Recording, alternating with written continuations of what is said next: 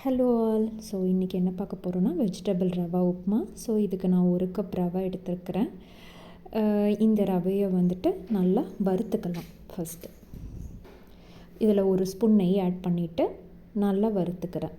ரவை கொஞ்சம் உதிரி ஆனதும் இதை ஒரு தனியாக எடுத்து வச்சுட்டு 1 ஸ்பூன் ஆயில், 1 ஆனியன் ஆட் பண்ணி நல்லா வதக்கிக்கிறேன். இப்போது காரத்துக்கு தேவையான அளவு பச்சை மிளகா, இஞ்சி பூண்டு பேஸ்ட் போட்டு நல்லா பொன்னிறமாக ஆகிறது வரை வதக்கிக்கிறேன்.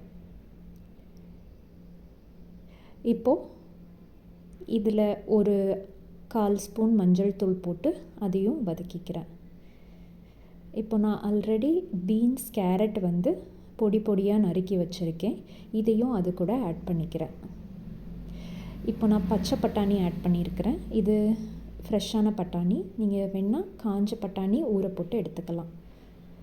ஓகே. ஸோ இப்போ தேவையான அளவு தண்ணி ஊற்றி காயை நல்லா வேக விடணும். மூடி போட்டு வேக வச்சுக்கலாம். காய் நல்லா வெந்ததும் தேவையான அளவு உப்பு ஆட் பண்ணிக்கலாம். இப்போது 1 கப் ரவைக்கு 1/2 கப் தண்ணி ஊற்றிக்கலாம். ஊற்றிட்டு இப்போது ரவையை ஆட் பண்ணி ரவையும் தண்ணியும் நல்லா மிதந்து வரணும். மிதந்து வந்ததுக்கப்புறமா இதில் கொத்தமல்லி இலை, நெய், ஒரு ஸ்பூன் நெய் எடுத்துக்கிறேன்.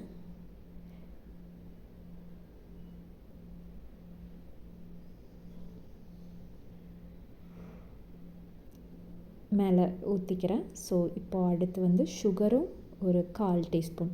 இது ஆப்ஷனல் தான். சுகர் தேவையானவங்க யூஸ் பண்ணிக்கலாம்.